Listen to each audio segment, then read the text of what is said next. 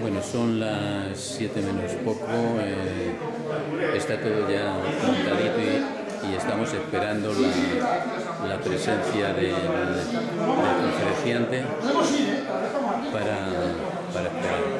Aquí tenemos a algunos de los asistentes con el presidente. Aquí. Estamos probando, acaba de llegar el conferenciante, nos autoriza a que hagamos la grabación y de un momento a otro vamos a comenzar.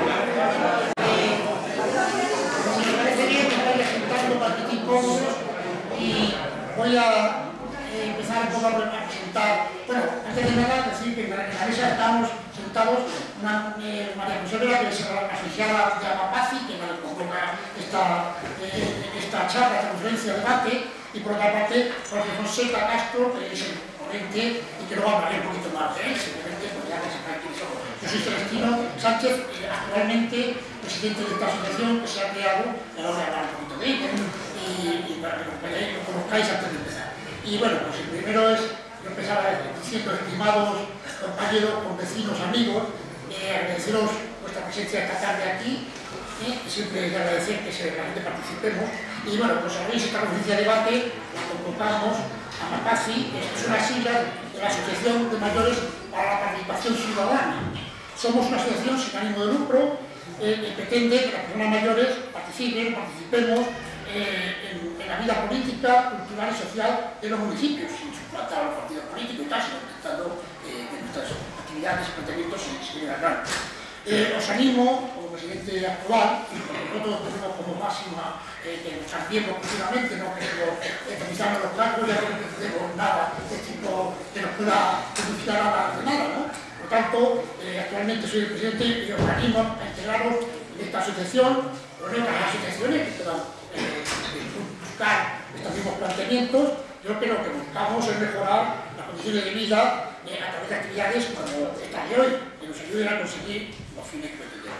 Os animo, por tanto, a uniros, a tratar de frenar o impedir el deterioro del estado de bienestar que se está manifestando en cuestiones tan importantes como la salud, la educación, la dependencia o las pensiones, a que nos están llevando las políticas antisociales neoliberales, así las defino yo y así las defino también mucha gente, que es lo que realmente hay que cambiar, esta política, este sistema. Pero bueno, eso al principio vamos a ir poquito a poco poniendo fuerza y viendo a dónde vamos llegando.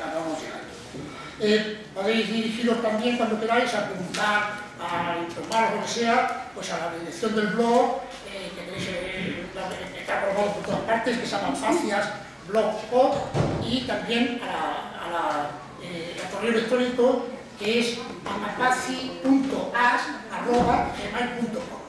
Y bueno, ya tenemos la suerte de contar en esta tarde con la presencia para informaros y debatir sobre el tema de las pensiones de Jorge Fonseca Castro, catedrático de Economía Aplicada, doctor en Economía, profesor de la Universidad Complutense y miembro de distintos grupos de investigación económica, y que estudia además temas tan importantes como la mundialización, que me parece un tema apasionante.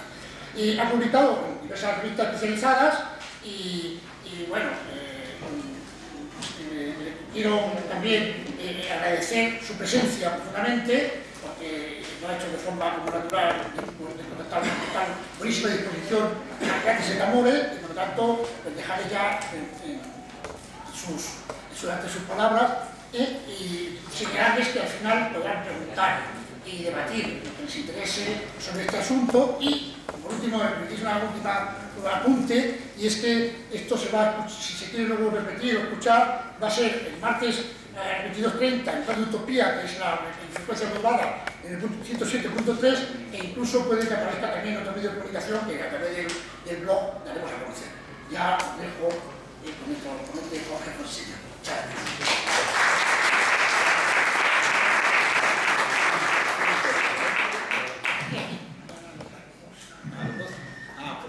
Creo que se oye. Vale, muy bien. ¿Se oye aceptablemente? Bueno, hola, mucho gusto. Gracias por la invitación. Para mí es un placer estar aquí. Y además también parte de mi trabajo, lo considero así, en el sentido que soy profesor de una universidad pública y como tal, como empleado público, empleado por lo tanto de todos los ciudadanos, fundamentalmente los trabajadores, que son los que pagan los impuestos. Sabemos que los que no viven del trabajo los evaden y eluden de forma muy general. Por lo tanto, considero, decía, parte de mis obligaciones este tipo de actividades.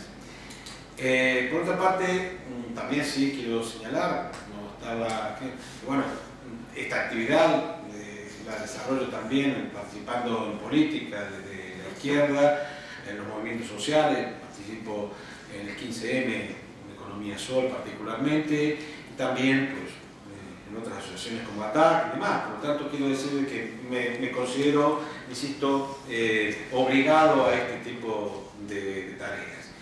Pero ahora entrando un poco en materia, quiero decir, espero no defraudar, en el sentido que yo siempre, esto lo hago en todo, en clase, en todo lo que trato, creo que es imposible hablar de un órgano, de un aspecto de una persona, sin referirse a la totalidad. Quiero decir, nosotros en teoría estamos convocados aquí para hablar de pensiones, de la relación, la situación de las pensiones, pero esto es como pretender hablar de un brazo, ¿no? Sin hablar del organismo humano. Es imposible. Se nos puede hablar del problema que tiene el brazo y relativamente aislarlo, pero si no lo relacionamos con los demás y vemos qué papel tiene ese órgano, sea el brazo, sea el hígado o lo que fuere, no vamos a poder entender el papel del brazo ni tampoco los problemas que tiene.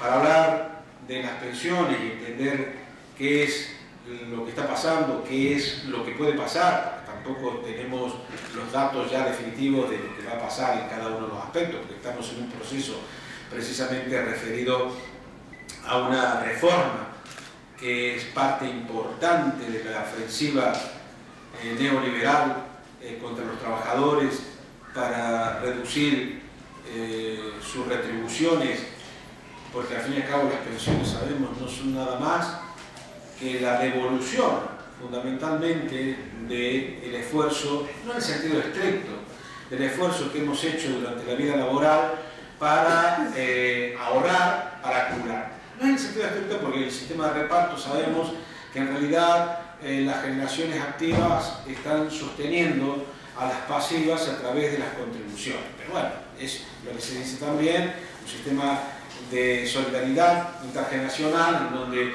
hoy los activos, digamos, financiamos las pensiones de los que ya están jubilados, los que ahora están jubilados financiaron las de los que se habían jubilado antes y los que vengan después jubilar, digamos, también financiarán las mías, si es que dejan algo de esta gente que ahora tenemos en este régimen.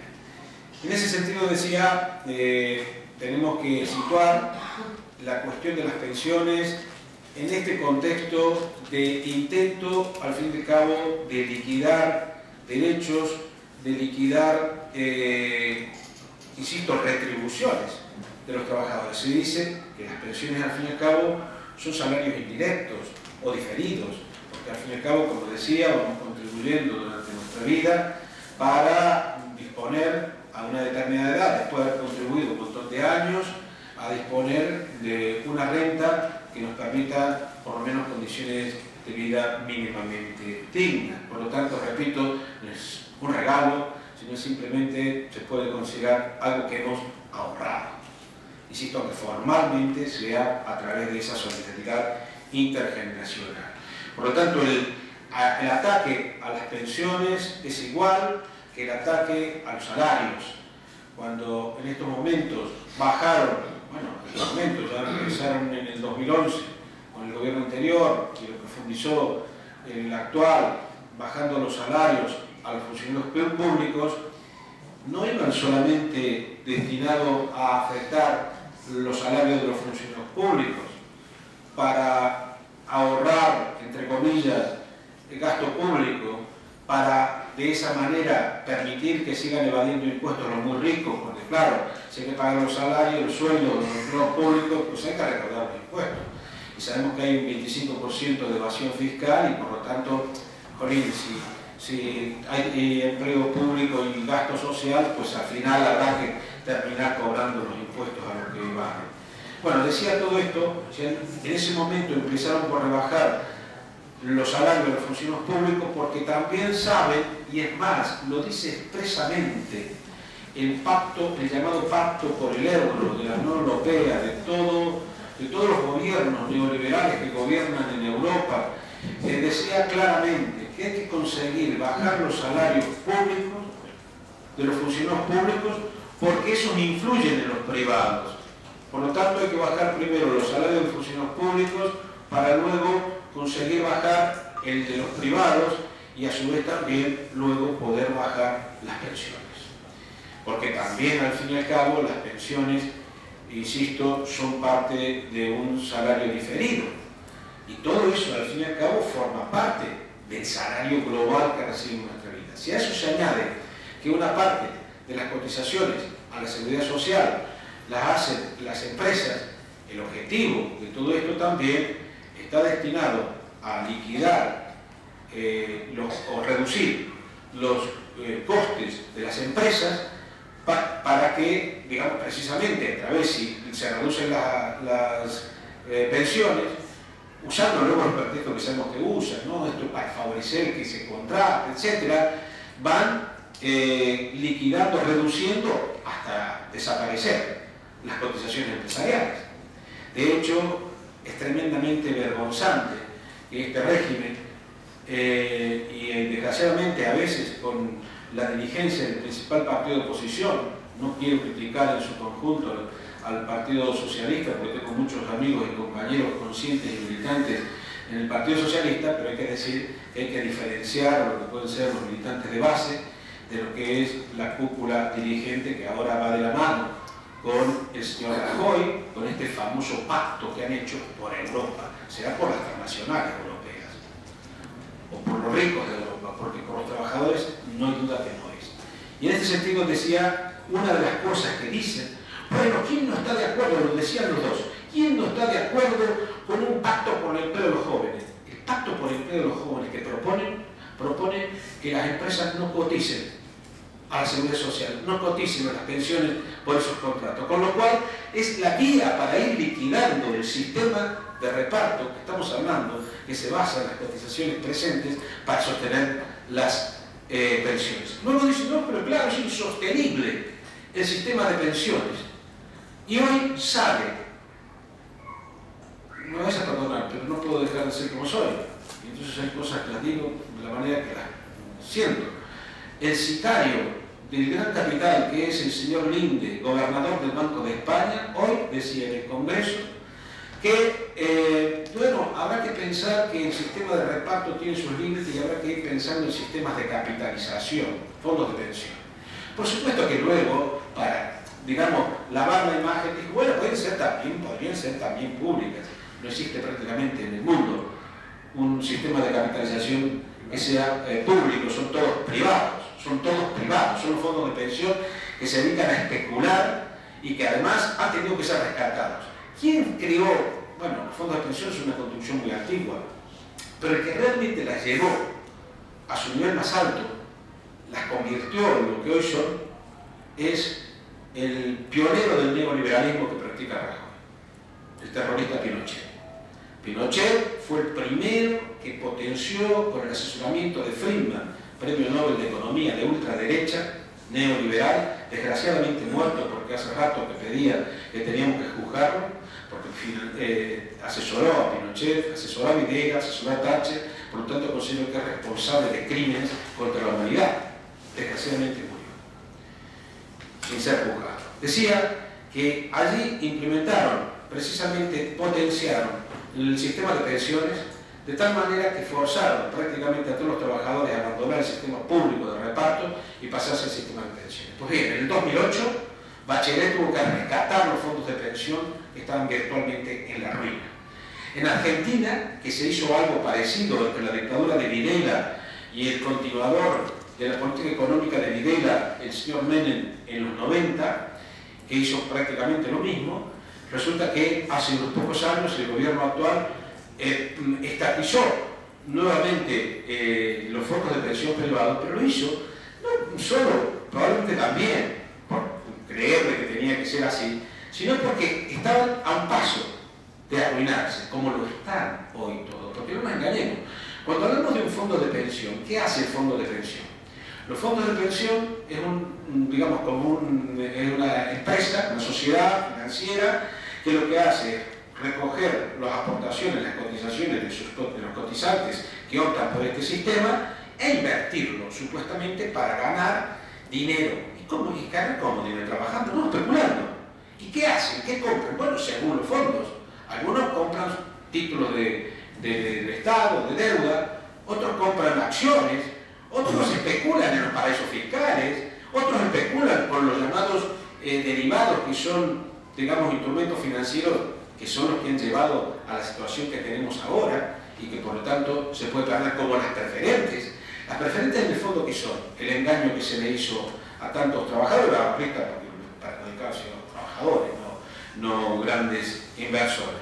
¿Qué fue? Un tipo en el cual precisamente la banca se capitalizaba a partir de los ahorros de la gente, prometiéndoles una altísima rentabilidad. Claro, no le dijeron, pero también cuidado, que en algún momento se puede ir al carajo y puede valer 2 duros, lo que ahora es. De hecho, es lo que ocurrió. Pero claro, eso no lo dijeron. Forma parte de la especulación financiera permanente. Por lo tanto, el proponer, como lo hizo hoy el señor Linde, que debería dimitir y luego debería ser juzgado, él junto con todos los gobernadores del Banco de España, por la responsabilidad que tienen en la crisis, y que lo único que se dedican a hacer en vez de supervisar a la banca es decir que hay que hacer reformas laborales, reformas de pensiones. Pero ¿quién les ha dado esas competencias? ¿Quién se las ha dado? Se las arrogan porque evidentemente forman parte de todas las instituciones mafiosas, sí, mafiosas, que existen en la actual orden mundial, que son las organizaciones controladas por Goldman Sachs, por las grandes empresas, por las grandes organizaciones financieras, que son las que ponen no solo ministros, el señor ministro de Economía de España fue de Lehman Brothers, esta empresa que sabemos que quebró arruinando a un montón de ahorristas. Sabemos también que en Italia el que ha estado de primer ministro en los últimos tiempos era también de Goldman Sachs, el de Banco Central Europeo, es decir, toda esta gente que regula el sistema financiero y que luego es que dice hay que hacer reformas laborales, reliquidar el sistema público de pensiones, es una mafia que responde a los intereses de los especuladores financieros. Y eso es lo que no quieren entender. Insisto, que forman parte de dos objetivos que son el de, por un lado, ahorrarle costes a los empresarios, reducir los salarios, empobreciéndonos, y ya dije, los salarios directos, que serían el salario que cobramos en la nómina, pero también el indirecto que cobramos en las pensiones, pero también salario indirecto, así llamamos los economistas, lo que tenemos en derechos sanitarios, en derechos educativos gratuitos. Cuando nosotros podemos mandar a nuestros hijos a estudiar sin pagar, lo que estamos teniendo es un salario diferido. Lo hemos pagado antes, si lo hemos pagado a través de los impuestos. Pero al fin y al cabo los impuestos todos salen de los salarios, salen del trabajo nuestro. Y por lo tanto, al fin y al cabo, todo, y esto lo dijo el señor Marx, pero antes incluso lo había dicho el señor Ricardo y Smith, que no eran marxistas, el trabajo es la única fuente de creación de riqueza, el único. Un capitalista puede aportar una máquina, y esa máquina, ¿qué es? Trabajo anterior, trabajo hecho por otros antes. Que a lo mejor él la hizo, y todo por lo tanto es trabajo de él. Bueno, si es así, es legítimo. Pero mejor simplemente el trabajo que hicieron otros y que él pagó a precio de esclavo y le saca provecho. Y pretende que con esa máquina, digamos, él es el que crea riqueza. No, la riqueza lo creamos los trabajadores, exclusivamente el trabajo. Y en todo caso, una máquina puede multiplicar el valor creado por nuestra capacidad intelectual y física, pero en todo caso, repito, siempre es trabajo. Y puedo poner un ejemplo sencillo. Digo, si un artesano es capaz de fabricar una silla en un día y esa silla la puede vender, digamos, para simplificar, a 50 euros hecha con sus manos, y de pronto alguien es capaz de fabricar un pequeño torno, y que con ese torno el artesano que hace la silla puede hacer 2 sillas al día, bueno, serían, digamos, simplifiquemos las condiciones, serían 2 sillas a 50 euros cada uno, serían 100 euros. La pregunta es, ¿cómo se repartiría el ingreso? O dicho más fácilmente, ¿cuánto estaría dispuesto a aceptar el artesano que sabe hacer la silla? La respuesta es muy fácil, menos de 50 euros. Es decir, querría por lo menos 50 y para usar la herramienta del otro, un alguito más, o sea, 1 euro, o 2, o 10, o 20. ¿A dónde va este razonamiento? Es decir, que lo que debe tener un tope limitado es el capital que se aporta. No es que haya que fijar tope a los salarios, sino que el salario debe estar valorado en función de la riqueza que crea. Si crea 50, pues eso es el valor, y en todo caso si el otro que con su trabajo ha hecho este torno también tiene derecho a una retribución, si es una obra de su trabajo. Pero está claro que aquí el que tendría que aceptar las condiciones es el empresario, el que aporta el torno. Bueno, esta idea elemental nos permite comprender cómo nos roban sistemáticamente el origen, que todo lo que se crea, toda la riqueza que se crea es de trabajo. Todo el que dice que crea empleo, como la mafia, esta que luego predica, la mafia empresarial que predica que hay que trabajar como los chinos, que hay que eliminar el salario mínimo, cosas que dice la mafia. Todo esto que dicen estos son parásitos que viven de nuestro trabajo y que nos roban legalmente, porque legalmente está aceptado en este sistema que las cosas son así, que los salarios ¿cómo se fijan? En función del número de pagados, porque mientras más pagados haya, más bajo el salario que estamos dispuestos a aceptar. Cuando los salarios mejoran es porque se ha conseguido a través de años, décadas de lucha, imponer condiciones y derechos. Eso es lo que permitió mejorar los salarios en la posguerra, en general, en el mundo estoy hablando, y las luchas antifranquistas aquí en los 60, a principios de los 70, también forzaron al régimen, primero a preparar la apertura democrática y adobarla un poco también con mejoras salariales, porque si no, una cosa no iba sin la otra.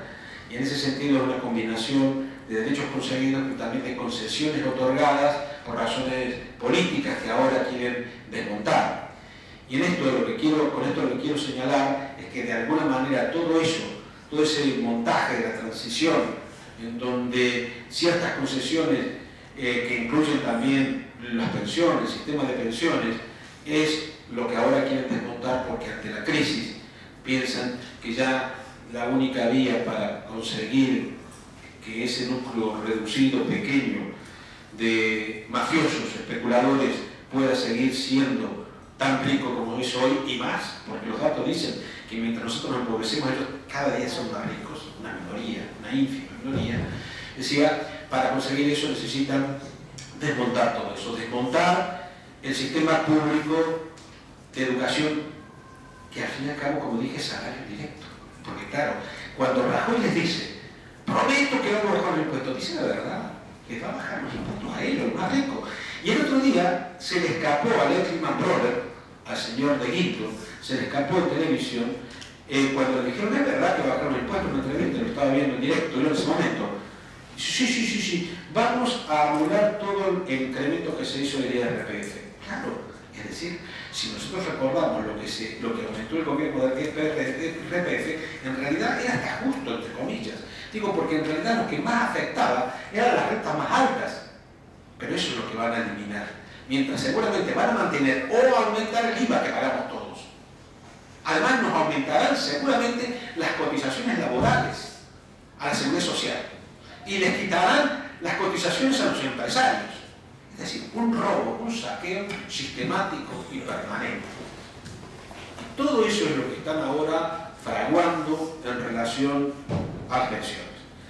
Todo esto además suelo decir irónicamente, sabéis que los argentinos tenemos fama de creernos que claro, todos somos Maradona, Messi, que ahora están los dos, además no viven el fútbol, pero los dos han tenido problemas con Hacienda, lo que demuestra que, en fin, los efectos no son precisamente.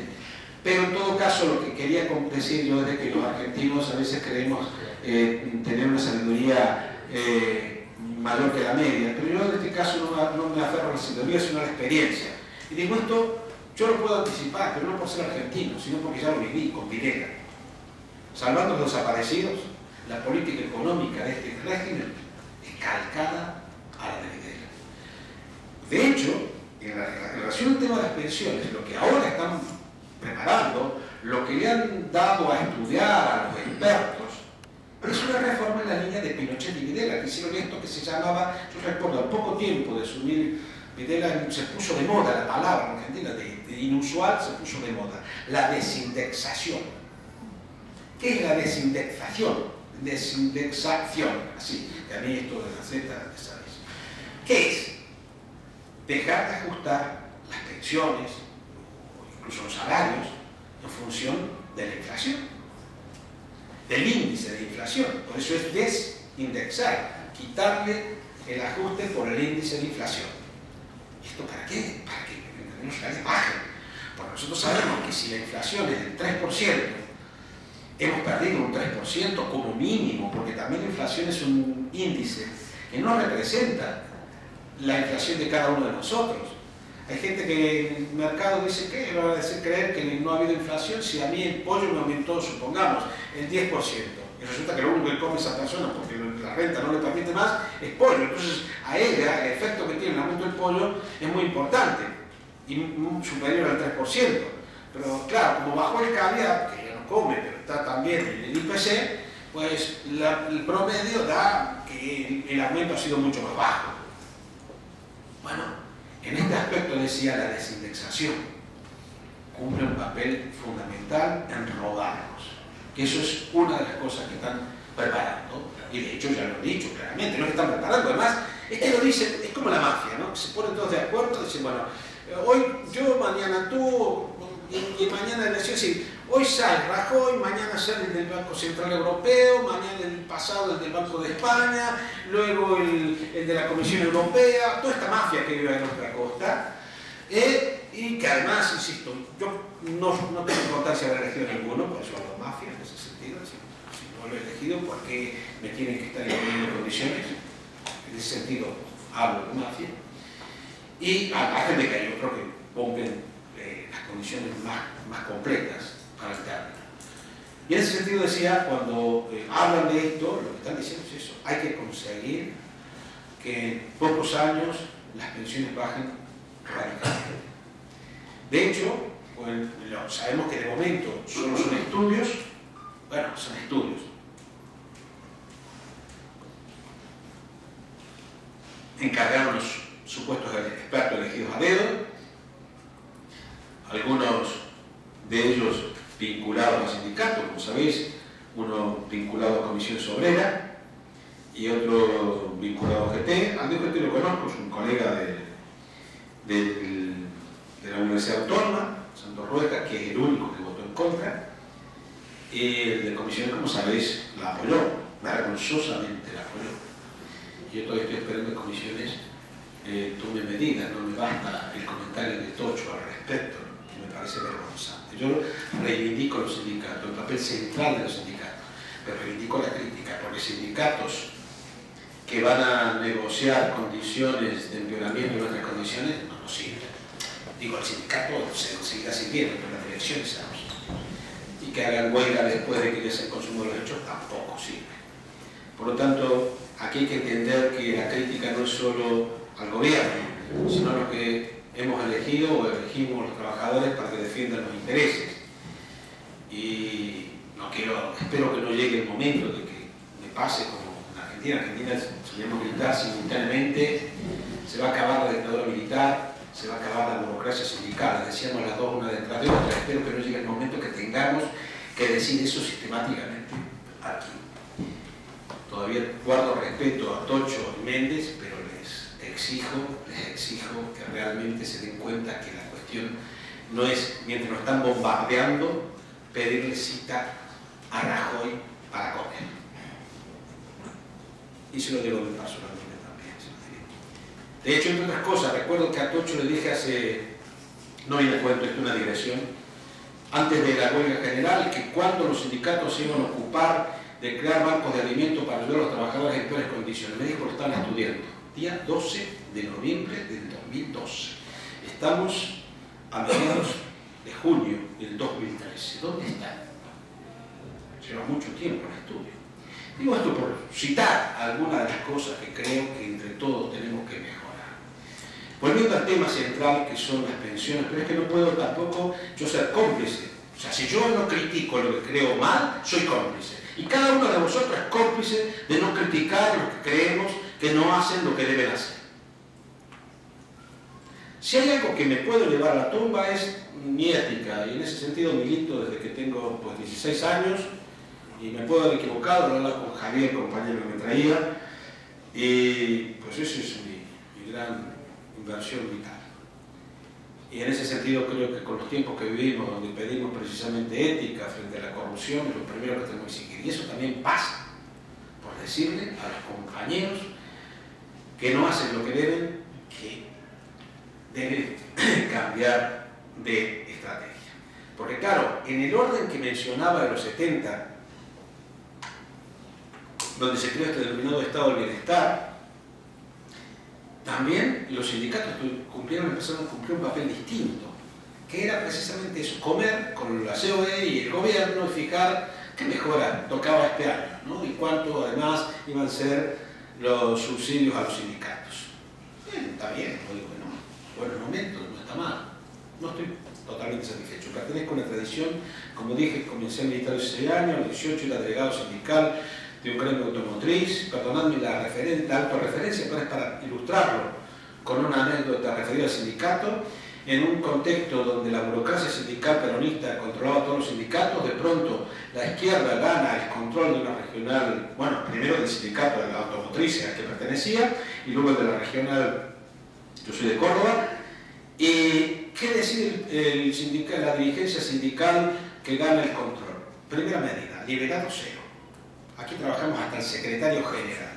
Hubo que imponerle al secretario general que razonara y que solo trabajara media jornada, por favor, compañero. Aceptó, finalmente fue razonable y aceptó. El secretario general trabajando todo el día no está disponible, no puede ser. Esto es para decir el tipo de concepción que creo que también tenemos que cambiar. Hay gente liberada en los sindicatos que es imprescindible, que esté liberada, no hay que dudar, ¿no? Pero hay otra que probablemente, estando liberada, yo en la universidad conozco a algunos liberados, los conozco que sí que están liberados, pero no he visto ninguna asamblea de la universidad en la que participo. Me gustaría saber qué hacen. Bueno, vuelvo al tema central y sé que estas digresiones pueden decir este tipo de que está hablando. Estoy hablando de lo mismo, porque dije al principio que hablar del brazo sin hablar de otro organismo no nos llevaba a ninguna parte. Y lo que quiero decir es que el tema de las pensiones es un tema que se relaciona con todo lo demás. Se relaciona con nuestro bienestar, y nuestro bienestar incluye la educación, el sistema educativo gratuito, incluye el sistema sanitario, también de calidad y gratuito, supone también de que efectivamente tengamos sindicatos que defiendan nuestros intereses, los que participemos, apoyemos, etc., pero que nuestros sindicatos también representen los intereses que precisamente tenemos y que además se hagan cargo también de la situación de los compañeros trabajadores que han perdido el empleo, no solo de los que mañana me van a votar. Y en este sentido decía, por eso estoy hablando de todo esto que parece que me he ido por la rama. Estoy hablando de lo mismo, decía, integralmente de programación, porque ahora lo que nos están preparando es de tal envergadura, que realmente es fundamental, imprescindible, que nosotros reagrupemos todas nuestras fuerzas y les demos una patada en el culo a los dirigentes sindicales para que efectivamente se pongan a la cabeza. Para eso tienen que estar de pie y no sentados comiendo con los de la COE. Deben entrar a las manifestaciones, deben convocarlas, deben hacer acciones que me parece que en estos momentos veamos. Soy muy quincemero, lo digo, soy de izquierda, participo activamente en la izquierda, pero también participo del ICM y estoy totalmente comprometido con esos ideales de que aquí no se trata de hacer un remiendo para volver a lo que teníamos, que eso no ocurrirá. No ocurrirá. O aquí damos un sacudón en la barra o realmente nos van a pasar por encima. Porque volviendo al tema de las pensiones, decía qué es lo que están preparando en este informe, qué es lo que proponen. Bueno, la desindexación, ¿qué supone? Que no se van a aumentar por el IPC. ¿En función de qué quieren aumentarlas? Ahora esto un poco más al grano del tema que probablemente a muchos preocupe más que los otros. Pero es que, repito, hablar de eso no tiene ningún sentido en sí mismo, o se vamos a hablar, pero tiene sentido en sí mismo primero porque todavía tenemos que ver cómo se va a concretar, pero es que además lo que se concrete va a depender de lo que nosotros hagamos antes, durante y después. Porque no es una cuestión que viene por mandato divino, no, esto viene impuesto y resulta que depende de la reacción que tengamos lo que van a llegar entonces. De momento, la propuesta de estos pseudo expertos, todos ellos, perdón, de los 12, 8 pertenecen a la banca o han trabajado para la banca, algunos de ellos para FAES, la fundación del PP, y el señor, que no compañero de gabinete técnico de Comisiones Obreras, es de UPyD, o por lo menos está estrechamente vinculado a UPyD. Y sin embargo, el coordinador de la Secretaría de Gabinete Técnico de Comisiones Obreras, cosa que a veces a algunos nos cuesta entender, por mucho pluralismo sindical que hablemos. El pluralismo no puede llegar a esos extremos porque mañana tenemos a uno del PP también, que al fin y al cabo UPyD creo que es la versión, digamos, presentable del PP. Y en este sentido, de hecho, lo que cae del PP lo recoge UPyD, es matemáticas. En este sentido decía que creo que tenemos que pensar que tenemos que actuar para evitar que se consume esta propuesta que decía, volviendo a ella, lo que pretende es que perdamos poder adquisitivo gradualmente con las pensiones. ¿Cuánto? Bueno, de aquí a 2019, según mis cálculos, un 20%. Y de aquí a 2030, un 40%. Gradualmente. Por supuesto, todo se sabe que es más fácil de matar de a poco que de una vez. ¿Cuánto va a afectar a las actuales, digamos, los actuales pensionistas? Imposible de determinar exactamente, entre otras cosas que hay que ver, decía qué es lo que termina imponiendo. Tiene todas las opciones, es decir, bueno, se aplica ya todo y desde ya, que es la propuesta que se hace. Precisamente el señor de UPyD, que de ahora en adelante ya sabéis a quién me refiero, para mostrar su sensibilidad, dijo, yo propongo que se aplique recién desde el 2019. O sea, hace más tiempo que lo miren, es una versión perversa, ¿no? Si primero le comemos el coco, cuando ya nos come el coco, pues ya la aplicamos. Y los otros piden que inmediatamente, y el inmediatamente puede ser para los que están cotizando ahora, para los que estamos cotizando ahora, para los que se van a jubilar dentro de una semana, o los que se van a jubilar a partir del año que viene, o hasta todos los que están ya jubilados. ¿Esto? Lo saben. Les repito que depende de nosotros. Bueno, está claro que a eso hay que añadir otras cosas, todas a peor. Resulta que nos han aumentado los años de cotización, como sabéis, en el pacto también, por la reforma de las pensiones que firmaron los sindicatos con el gobierno anterior, nos han aumentado los años de cotización de 35 a 37 años, y lo cual supone otra manera de robarlo. Es decir, si encima de que nos quitan 2 años de lo que podríamos vivir cobrando pensiones, son además 2 años que estamos contribuyendo a ellas, es un robo doble, ¿no? Por un lado, lo que no cobras y luego lo que realmente pagas y aportas. Pero es que además el cálculo se ha ampliado de 15 a 25 años, que evidentemente sabemos que cobramos más al final de nuestra vida laboral que tiempo atrás. Y por lo tanto, al ampliar el cálculo que se hace en promedio de tantos años, obviamente reduce la pensión. Pero es que hay incluso quienes proponen que se haga el cálculo de toda la vida laboral. Imaginemos. Cuando uno empieza trabajando como ahora los jóvenes, cuando les calculen su pensión, empezando por los 200 euros que comienzan cobrando muchos de ellos en condiciones esclavistas. ¿Y cuándo van a juntar nuestros hijos, nietos? ¿Cuándo van a juntar 37 años de cotización? Es decir, este es un sistema criminal. Repito, que yo lo asocio a una forma de terrorismo social. Porque de hecho, aterroriza, ¿no? A la gente la aterroriza. ¿Qué es terrorismo? Aterrorizar. Esto aterroriza. ¿Quién no está aterrorizado de las consecuencias que tiene para sí, para sus hijos, para las generaciones siguientes? Repito, esto es terrorismo.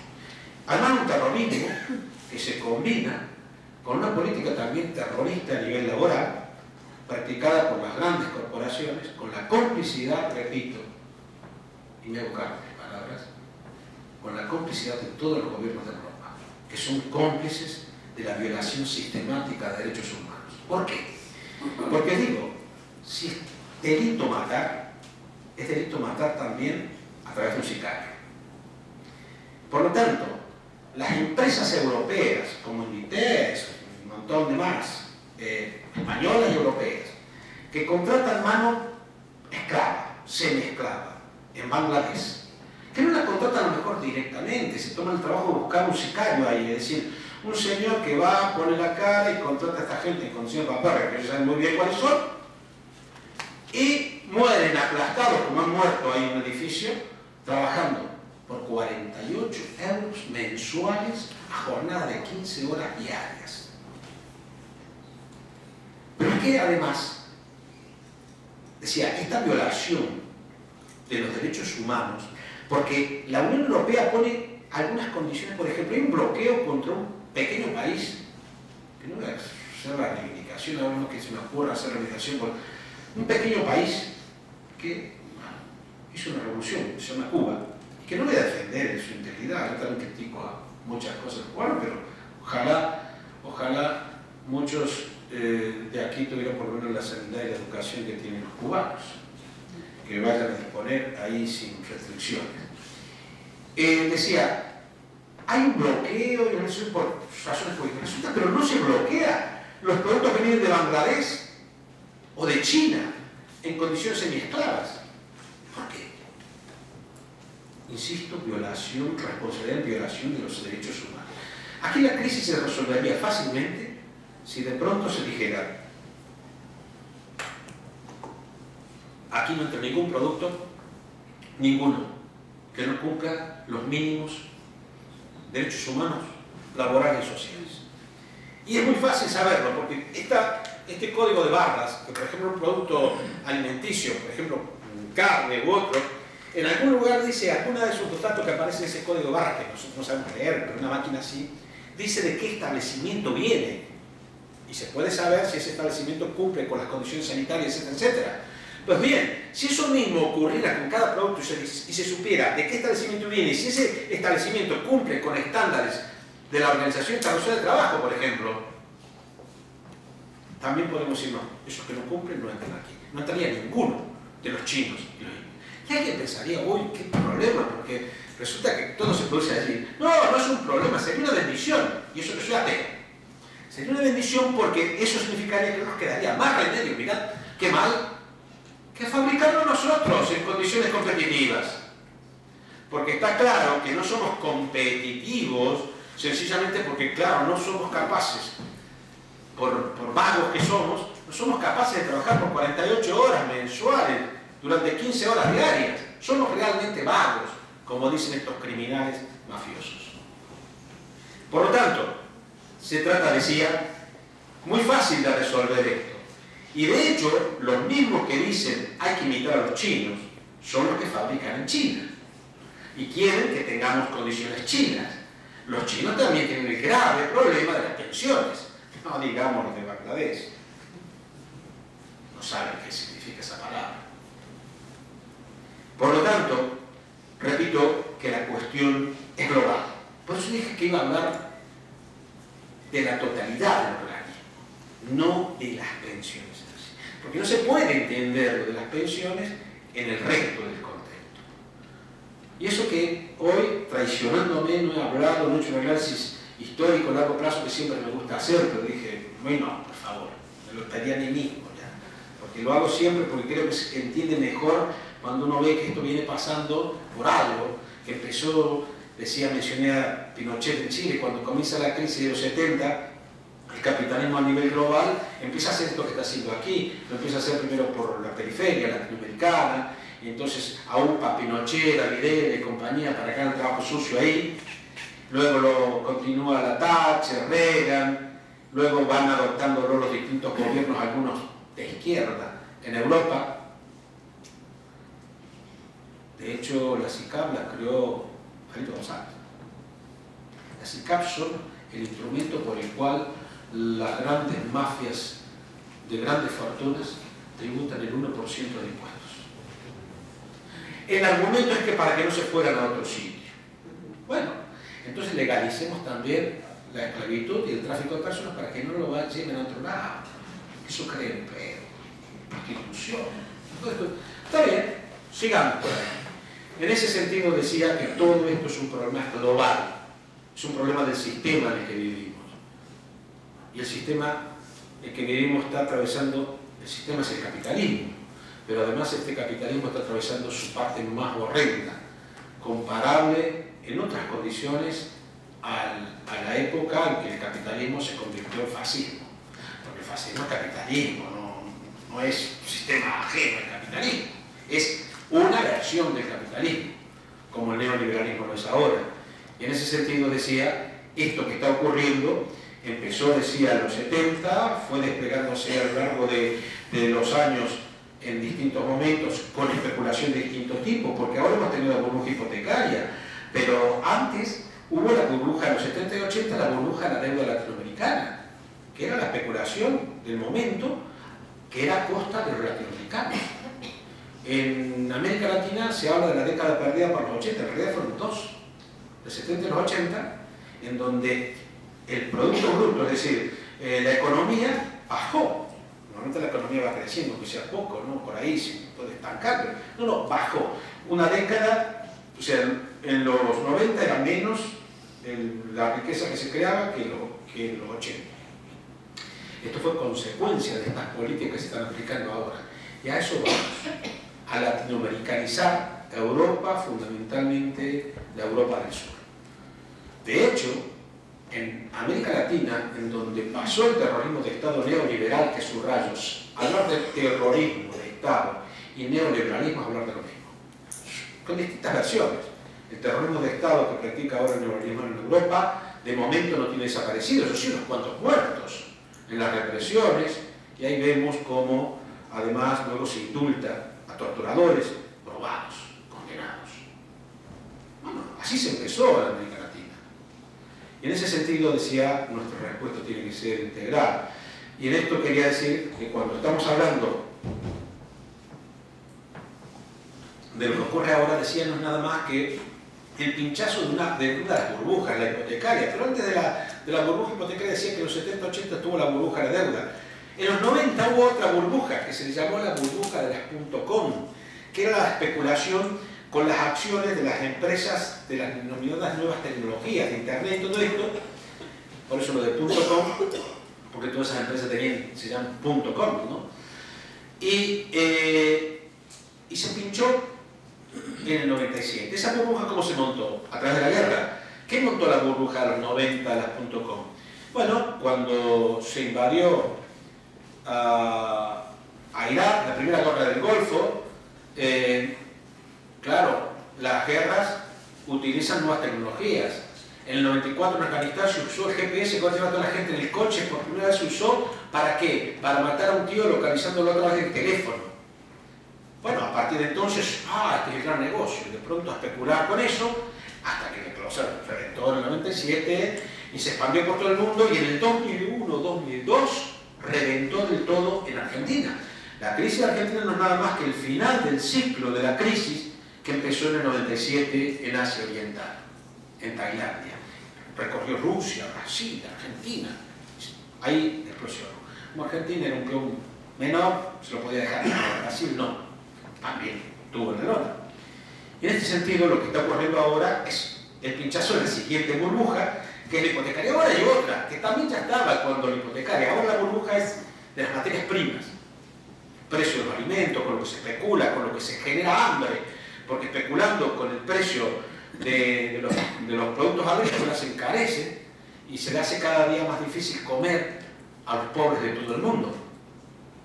Bueno, decía que este sistema capitalista que está pasando su versión, de la versión más horrenda, que es el neoliberalismo, pretende llevarnos a la América Latina, digamos que fue asolada por esto. Les quiero recordar que Argentina, en el año 50, era una economía de tamaño superior a la de España, en el año 50.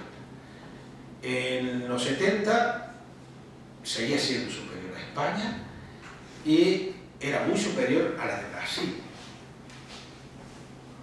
Hoy la economía argentina es un 40% de la economía española.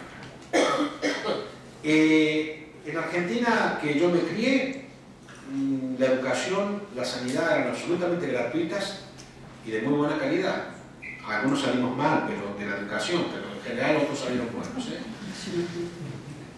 Y en este sentido, decía, en los 80 y 90 se destruyó todo ese sistema, o se lo cargaron, todavía queda muy buena gente y hay muy buenos espacios, y se lo está recuperando.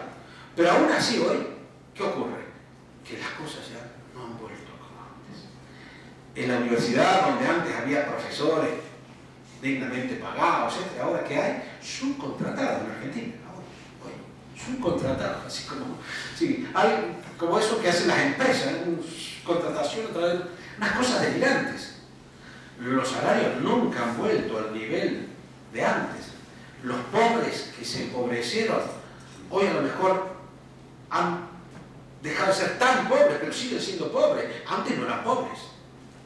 Quiero con esto decir, no entendamos que lo que está pasando es algo que ahora, además, parte de la manipulación neo-hitleriana, neo-goebbeliana. Goebbels, sabéis, era el ministro de propaganda de Hitler, que sabía usar muy bien todos los medios de comunicación, la propaganda, para manipular. Tú lo sabes usar también muy bien, ya nos hablan.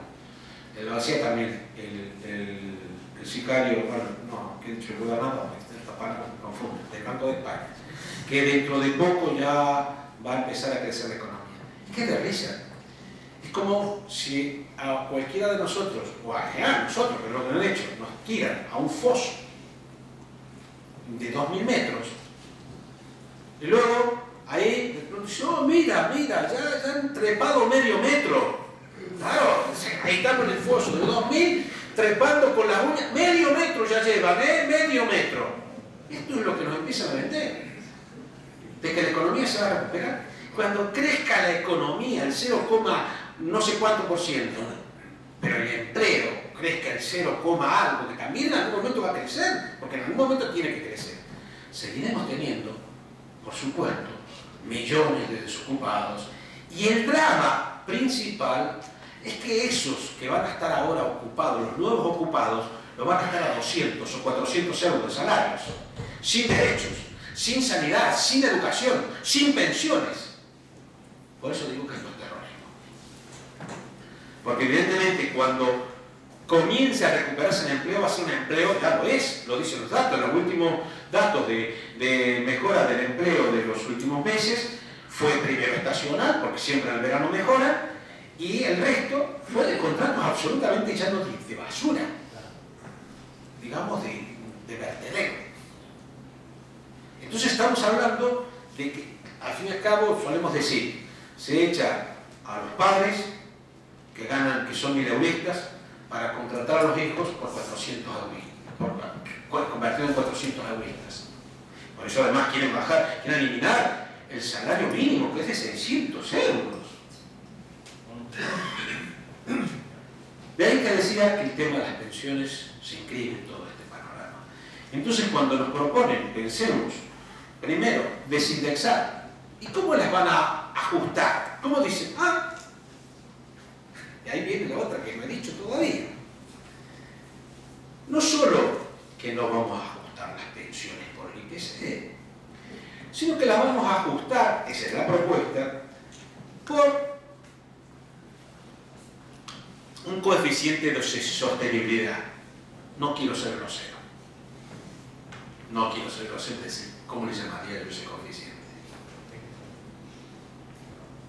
Pero lo podéis imaginar, es algo de dar. El coeficiente de cómo dar. Porque realmente lo que proponen dice, bueno, en función del dinero que tenga la seguridad social. O sea, que puede bajar la pensión. O sea, no es que ya no aumente, puede bajar. Porque si resulta que el sistema de pensiones no tiene dinero suficiente, pues habrá que repartir lo que hay. Y si eso hace que las pensiones bajen, tendrán que bajar. Porque claro, ¿qué vamos a hacer si no? La alternativa que nos plantea el sicario, no, gobernador del Banco de España es que tengamos fondos de pensión privados, es decir, que saquemos dinero de los sueldos y se los demos al fondo de pensiones del BBVA, al Santander, para que algún día, si llegamos vivos a la jubilación, porque digamos los que todavía no han jubilado, cada vez nos ponen más allá en el horizonte, pues habrá que llegar vivo primero. Y entonces, luego además de esto, resulta que si consigues llegar ahí, con una pensión misérrima, pues te la pueden bajar después en función del dinero que hay. ¿Cómo? ¿Y vosotros qué pensáis? ¿Que va a aumentar los recursos del sistema de pensiones? ¿Que va a bajar? Si dicen, para crear empleo a los jóvenes, que no coticen las empresas. Claro, ¿cómo va a haber dinero en la seguridad social? ¿Cómo va a haber dinero en la seguridad social? Sí. Entonces, claro, no es que ellos aposta lo hagan, esto de cargarse el sistema público. Pero dicen que ahí tienen el sistema privado, ahí tienen Santander y todos estos amigos. En definitiva, repito que es una ofensiva de tal calibre que, repito, yo la tengo conocida, porque la viví con Videla. Eso de la sensación y la pérdida de poder adquisitivo de las pensiones fue brutal. En Argentina, las pensiones perdieron el 70% del poder adquisitivo. El 70% en el periodo de... Y luego se ha ido recuperando, pero a niveles ínfimos. De hecho, hoy en día, con un gobierno que se considera popular, que se considera progresista, la señora Kirchner, hay que decirlo, con división de opiniones, pero digamos, ha mejorado, pero los pensionistas están tremendamente cagados porque no consiguen de que se les... lo que la reivindicación histórica de Argentina era que la pensión sea el 82% del salario. Entonces, pero están muy lejos de eso. Y si además tenemos en cuenta que una economía, en este caso de Argentina, que depende mucho de exportación de soja y otras pocas cosas, hace que haya mucha inflación interna. Esto no puedo explicarlo ahora, pero si a alguien le interesa lo puedo explicar en otro momento. Haya mucha inflación, ¿qué es lo que pasa? Que claro, sabemos que se come el poder adquisitivo gradualmente y entonces las cosas van a peor.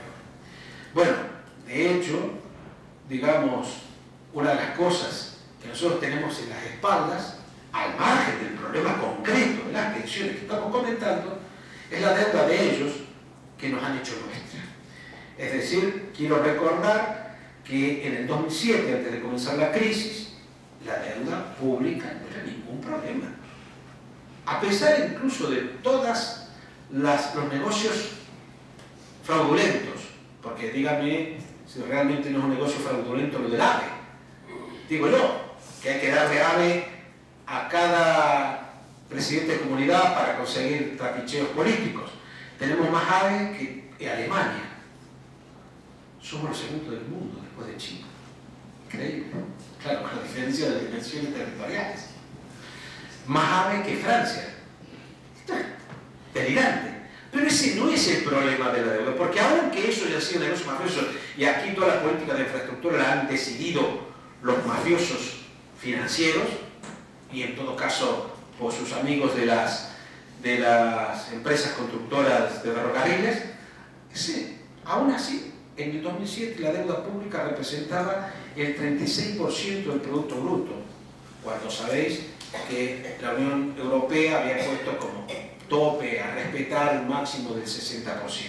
Por supuesto, muy por debajo de la deuda, del porcentaje de deuda que tenía Alemania, por ejemplo. Bueno, hoy es del 100%. ¿Y por qué? Sencillamente porque desde que comenzó la crisis empezaron a regalar el dinero a la banca, primero, decenas de miles de millones que pagamos nosotros, empezaron a recortarnos todos los servicios públicos, todo el gasto público, lo cual hundió más la economía, y al hundir la economía es muy fácil.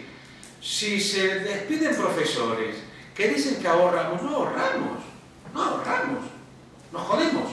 Porque cuando se despiden decenas de miles, centenares de miles de personas, dejan de consumirle al señor de la esquina, que tiene una tienda y que vive del consumo de los trabajadores.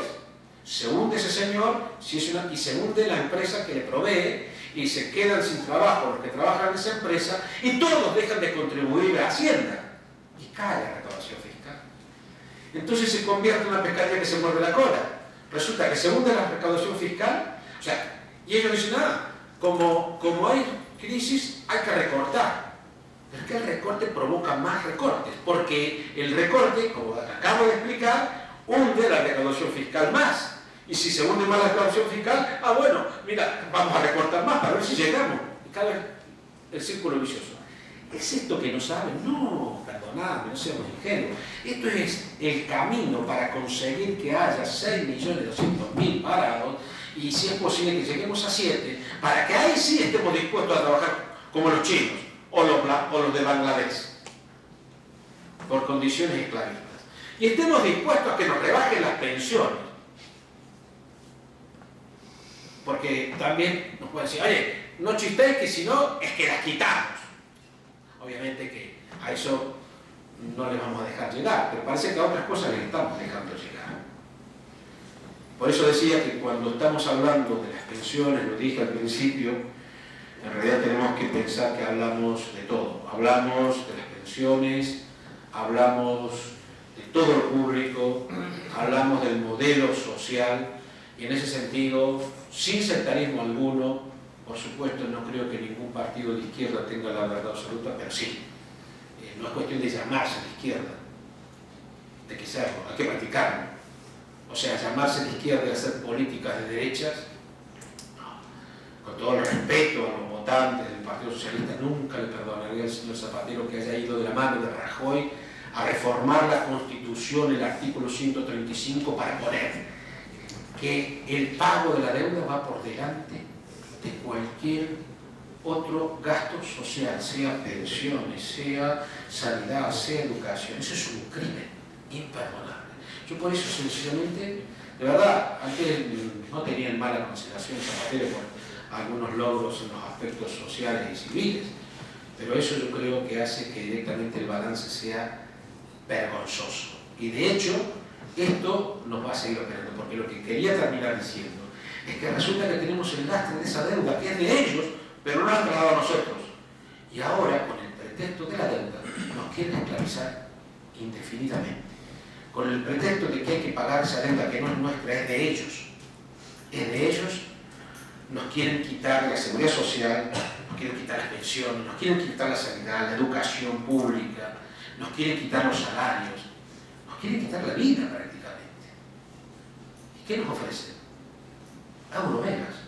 Es verdad, va a crear empleo, mucha prostitución, tráfico de drogas, la gente que se dedica al blanqueo de dinero, todas esas cosas están asociadas a este tipo de actividades. Bueno, ese es el futuro que tenemos nuestros hijos, nietos, prostitutos, camellos, traficantes, blanqueadores de dinero. Ese es el futuro que nos ofrece. Está claro, por lo tanto, que, repito, tenemos que entender que la defensa del sistema de reparto público de pensiones universal para todos, la defensa de que no es verdad que haya un problema de sostenibilidad de las pensiones.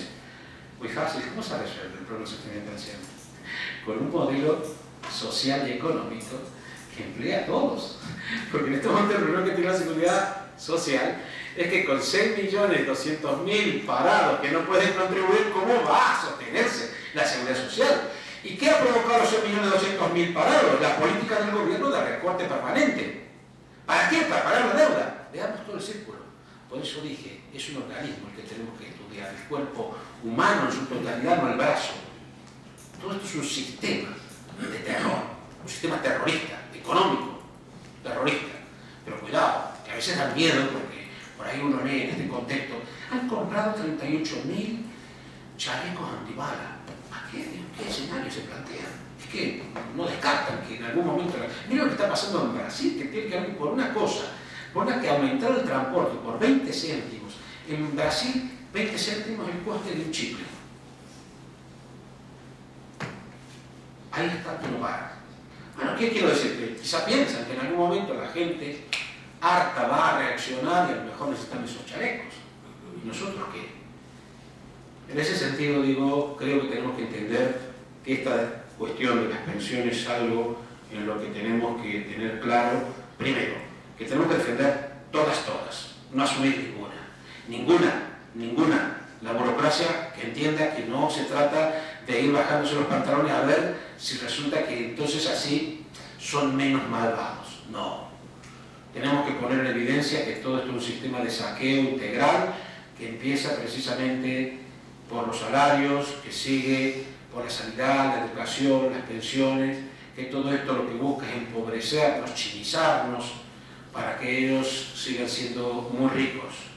Que esto además se hace con engaño, se hace de forma autoritaria, se hace ilegítimamente porque la deuda es ilegítima, pero también es ilegítima la modificación de la Constitución que va a hacernos pagar la deuda por encima de cualquier cosa durante años. Y yo, con todo respeto, sin ánimo de ir a nadie, pido que juzguemos al señor Zapatero, al señor Rajoy, por todas las violaciones que han hecho de los aspectos legales. No se puede haber reformado la Constitución sin haberlo llevado en un programa electoral, sin convocar a un referéndum, sin pedir voluntad democrática.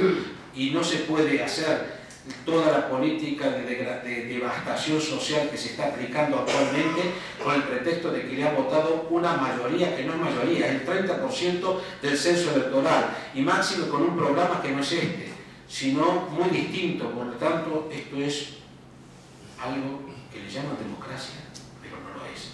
Lo decimos en la calle, lo decimos reiteradamente. Y debemos entender que la defensa de lo público es integral, no solo las pensiones, todo lo demás. Por eso yo veo en el 15M, en el que ya he dicho participo, algo que es extraordinario, que es un movimiento intergeneracional, desde chavalitos a chavalotes de 80 o de 90. Y en ese sentido diría, y no es una broma, ni una ironía, que me sorprende que aquí no haya jóvenes, porque deberían ser los más preocupados por esta cuestión de las pensiones. Es verdad que tienen otras urgencias, porque además de no tener trabajo, se les expulsa de la universidad, se les aumenta las tasas, se les hace imposible acceder a la universidad a los trabajadores. Por ejemplo, la universidad actual obliga a los estudiantes a asistir a clase.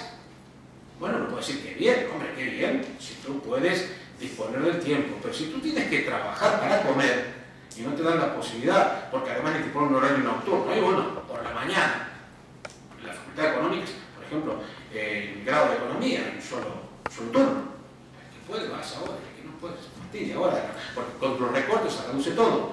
Obligado a ir a clase, con tasas altísimas. Hace poco sabéis que tuvo en la prensa que se había quedado, y ahora mismo, 30.000 estudiantes fuera de la universidad. Yo lo viví en directo, porque yo iba a clases día que se vencía esto, y había un 40% menos de alumnos. Me pregunté, ¿qué ha pasado? ¿Hay una huelga o algo? Que yo estoy en todas, así que digo, como estoy aquí yo haciendo de esquilo. No, es que ha pasado que a los alumnos les han cortado la matrícula porque no habían pagado. 40%. Estoy hablando del último curso de carrera. Quiero decir, es decir, en todos los planos es una ofensiva terrorista, es una ofensiva ilegítima, y por eso, repito, tenemos que pensar que tenemos que estar en todas las luchas. O sea, no los que estáis aquí ahora interesados por las pensiones, también salir a manifestaros por la universidad pública, por la educación gratuita, por la educación laica, para que no nos metan al Opus Dei en la escuela pública. Es decir, todos tenemos responsabilidad de todo. Y en ese sentido, pues yo creo que ya sabemos, ¿no? Le llaman democracia, no lo es, pero nosotros tenemos un potencial enorme. Y ellos tratando de aterrorizarnos, para eso es el terror. El terror cumple un papel central, fundamental. Y eso, por eso el terrorismo de Estado lo practicamos. Meter el miedo, acojonar y hacer ejemplo para que el resto no se mueva. Pero la historia ha demostrado que aún así, en las peores condiciones, los pueblos han vencido a las dictaduras, sean dictaduras al estilo de Videla o dictaduras con parlamento como las que tenemos en Puerto Lares. Y en ese sentido, es cuestión que entendamos que o nos juntamos y reaccionamos o después será tarde lamentarnos. Pero yo creo que todos sabemos, hay cosas básicas que son verdad, que repito, la experiencia histórica lo ha demostrado. Desde la esclavitud se consiguió pasar al feudalismo, del feudalismo al capitalismo, del capitalismo se avanzó hacia opciones distintas que se han denominado socialismo, que le han cagado, algunos, otros no, pero en todo caso es un proceso de construcción. Si el capitalismo no ha parado de practicar el genocidio, ¿cómo no le vamos a permitir a las opciones que propone el socialismo también cometer errores incluso graves? Pero no permitamos que se repitan. Pero en todo caso pensemos que la única vía de resolver el problema de las pensiones es defender todo y luchar por una sociedad que merezca la pena vivir. Y en todo caso tenemos, ya dije, la ventaja que sabemos una cuestión elemental, que el pueblo unido jamás será vencido y es verdad. Muchas gracias.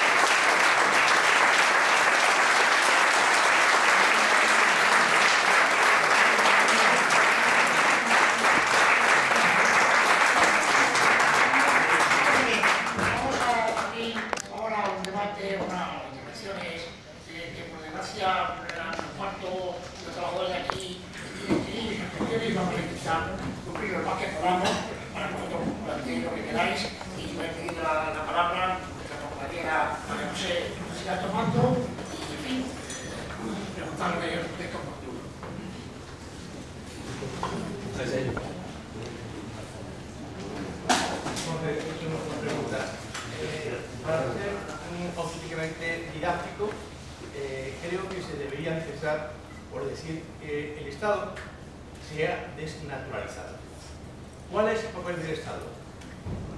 La redistribución de las rentas. Lo que no es posible es que un jubilado como yo pague el 24% y así gaste el 1%. Por lo siguiente, el papel del Estado no existe. Redistribuir significa recaudar más al que más quiere y en proporción al que más necesita darle más. Entonces el Estado no existe. Es la pregunta básica. Muy rápidamente, porque evidentemente no estamos de acuerdo y por supuesto yo tengo que decir que eso del papel redistribuidor del Estado, el Estado capitalista, solo ha existido en el periodo de posguerra, en donde precisamente hablamos del Estado del Bienestar. En realidad siempre ha redistribuido en contra de la mayoría, a favor de las minorías.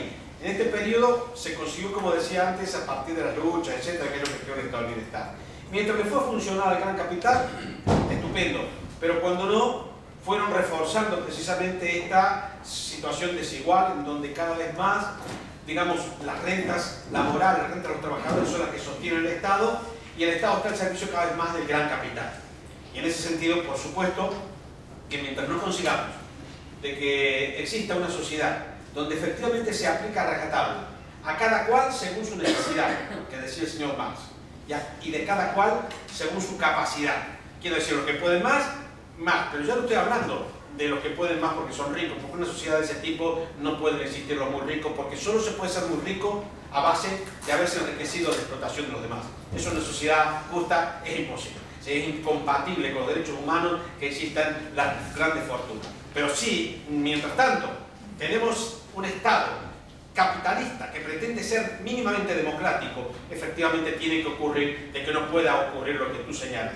Porque no solo la SICAP, que les permite evadir impuestos o eludirlos, sino que las transnacionales pagan como promedio, los grandes monopolios, el 11%, aunque nominalmente sea el 35%, como se desgravan hasta los prostitutos y las prostitutas, según algunos casos se han podido demostrar, digamos, sus fiestas las desgravan como gasto, sus grandes salarios, porque cuando cobran grandes salarios los sicarios de las grandes transnacionales lo deducen fiscalmente. Todo eso hace que reduzca el beneficio por el que tributan y al final resulta que pagan menos en términos porcentuales que precisamente un pensionista, lo cual obviamente es un horror.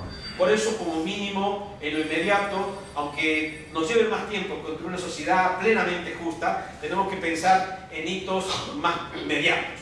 Conseguir tener, influir en las decisiones, en la política, que realmente los gobiernos consigamos que haya un gobierno popular, auténticamente popular, plural diría, pero digamos no de estos que negocian para reformar la Constitución. Insisto, confío que haya también dentro de los partidos de los que han salido gente como esa, gente que no dudo de que hay, que bregue por un Estado justo y en ese sentido que la tributación se corresponda. No puede ser que alguien que gane 600 euros tenga que pagar todavía Hacienda. Quiero decir, está claro de que eso no alcanza para comer. Y no puede ser también que efectivamente un pensionista tenga que hacer esta tributación. Por lo tanto, repito que eso nos lleva, ese comentario tuyo tan oportuno, a decir, bueno, más allá de que pensemos a largo plazo en cambiar la sociedad, en lo inmediato sí que esas cosas las podemos conseguir si somos capaces de sacar del gobierno legítimo que tenemos, que ha llegado a estas condiciones, a través de los instrumentos que tenemos, para que impongamos políticas justas donde efectivamente el sector público esté al servicio de la gente y no de las transnacionales. Y por eso, por supuesto, un sistema tributario que persiga el fraude fiscal, que sea claramente progresivo, que en vez de buscar mucho IVA, busque mucho IRPF de los que ganan mucho y no de los que ganan poco. Evidentemente serían puntos para comenzar. De hecho, persiguiendo el fraude fiscal, persiguiendo la evasión a los paraísos fiscales, con una tributación más progresiva que grava las grandes fortunas, no tendríamos ningún problema de déficit público ni de sostenibilidad de las pensiones. Uno de los tópicos que usan para todos los recortes es el déficit público. Yo doy un dato objetivo simplemente. Datos oficiales de la Unión Europea, de Eurostat, en 2012, en diciembre del año pasado, España ingresaba ingresos públicos sumando todo, sumando impuestos, contribuciones a la seguridad social, empresariales y la cuota patronal de las pensiones, la cuota obrera, todos los ingresos públicos de todas las administraciones públicas, autonómicas, locales, estatales, eran de cada 100 euros que se producen en España, 36,2 eran ingreso público. Alemania, 43 y Francia, 48. Es decir, ese déficit terrible que hay que reducir, si nos pusiéramos a un nivel de tributación alemán, nos ponen de ejemplo Alemania, no hay nada, cero, déficit cero. Es decir, que España cañí, todavía dentro del capitalismo, tiene un capitalismo cañí. Y segundo dato oficial de Eurostat, en la crisis hay unas formas de medir la igualdad de distribución de renta, es decir, si hay más o menos desigual la distribución de la renta en un país. Bien, España en 2012, a falta de Irlanda, que no está colgado en Eurostat todavía porque es el más desigual, es el país más desigual de Europa. El 20% que más gana en España gana 7 veces y media lo que gana el 20% que menos gana. La mayor desigualdad de toda Europa. Y por otro índice que hay, que es un índice de medición, el índice Gini, sale exactamente igual. Es decir, que cuando nos dicen que los recortes se hacen porque no hay más remedio, fijaros que esto lo dicen quien sabe estos datos. Es decir, estos datos de Eurostat, el señor Pinto lo maneja mejor que yo, el señor Montoro lo maneja mejor que yo, el presidente de la patronal lo maneja mejor que yo, el presidente de la Contraloría Europea lo maneja mejor que yo. Sabe que está mintiendo, porque en España, si se hace una reforma fiscal como se debe hacer, el déficit desaparece. Sí, una cuestión que es un apunto que puedo hacia el futuro y hacia lo que podemos ir haciendo entre todos, no solo ya como yo, sino como ciudadanos. Y es que, bueno, resulta que me preocupa además mucho aquí estos compañeros que venían a pasear conmigo, ya como jubilados y tal, jubilados peripatéticos, y me preocupa un poco la cuestión de los cócteles del 15M. O sea, la cuestión del 15M, explico en qué sentido me preocupa, es decir, en qué sentido queríamos ver un poco qué salidas se podía dar entre todos, o cómo poder apoyar en ese momento, que apoyamos plenamente, pero porque nosotros entendemos que ha habido bastantes brotes verdes muy interesantes, fantásticos, en el sentido de que se ha puesto a la gente el problema, el caterero y tal de la situación, pero no se está dando la salida quizá necesaria política para aglutinar también a otra fuerza de izquierda que está dentro del sistema, porque el sistema no va a caer, no se va a derribar a sí mismo. El sistema, aunque sea con un 20%, va a seguir haciendo bestialidades y tal. Es decir, ¿dónde podrían apuntar? Eso ya sé que esto es una, pero vamos, es importante para nosotros. ¿Dónde podrían apuntar estos movimientos? Además de tener en cuenta a otros partidos y tal. Contesto muy breve para darle paso a los compañeros que están pidiendo la palabra. Muy breve. Yo tengo que decir que 15M ha sido un movimiento de todos, de todas, que además precisamente de unir, de ser tremendamente plural, ha sido tremendamente inclusivo, todo el mundo desde 15M, y en ese sentido, pues el lenguaje, esto de usar, si hemos dicho toda la vida, todos, por la influencia del machismo en la sociedad, podemos decir todas, que en todo caso nos referimos a las personas, y en ese sentido, pues, podemos también aprender hasta en esta cuestión. Pero en concreto, lo que tú te refieres, creo que después de 2 años de 15M, que parece haberse diluido lo que ocurrió con el 15M, que se ha ido a los barrios, que trabaja en los barrios, que se fusionan, que está fusionando. Por supuesto, hay también elementos dentro del 15M que a lo mejor tiene una posición, digamos, que yo no comparto, pero respeto, en el sentido de que tener una visión maximalista, purista, que al fin y al cabo termina siendo contraria a la idea de 15M de una cuestión plural y amplia de todo el pueblo. Yo creo que el 15M debería ser, o es, para mí, sigue siéndolo, la confluencia de todas las luchas, de todas las mareas, de todos los militantes sindicales, de todos los militantes de izquierda, sea del partido que sea, que se consideren parte realmente del pueblo, etc. Y en ese sentido yo creo que el 15M ya también ha penetrado en todos los ámbitos. Y probablemente yo no me hubiese atrevido a decir esto que he dicho, estas críticas que he hecho a las dirigencias sindicales, que no a los sindicatos, a lo mejor antes del 15M. Esto ahora es casi obligado, no solo que el 15M lo permite, sino que lo obliga, porque realmente tenemos que dejar también de tirar la basura debajo de la alfombra. Y en ese sentido, insisto, creo que cada uno en su organización, en la que quiera, en la que crea, el sindicato, el partido, el que quiera, siempre que evidentemente sea algo que defienda sus intereses, no que le ocurra a mucha gente que está trabajando para el enemigo. Eso ya es una cosa increíble, por eso me he permitido mencionar a UPyD, que considero parte realmente de la derecha, absolutamente, y por lo tanto creo que no se puede hacer concesiones en ese sentido, máximo que requiere una demagogia muy particular, y decía, a través de eso, también hacer esta práctica plural, buscando de que juntemos fuerzas, porque necesitamos estar todos para combatir esto. Ahora hay una línea divisoria, ¿no?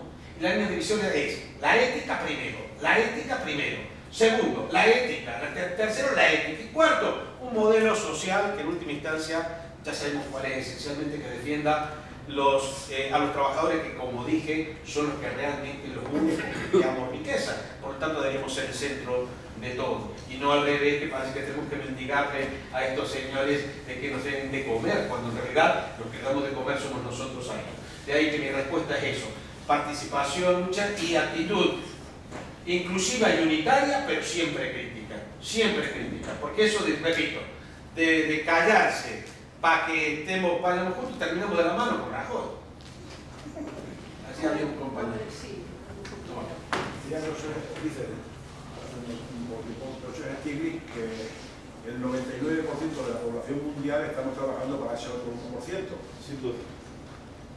Pero si tú tampoco, cuando vamos a darle sofrido, que lo enterremos en el mar, porque aún decía Carlos Marx que cuando se juntara todo en muy pocas manos, lo tendríamos mucho más fácil. Pero no, yo no lo veo, ¿eh?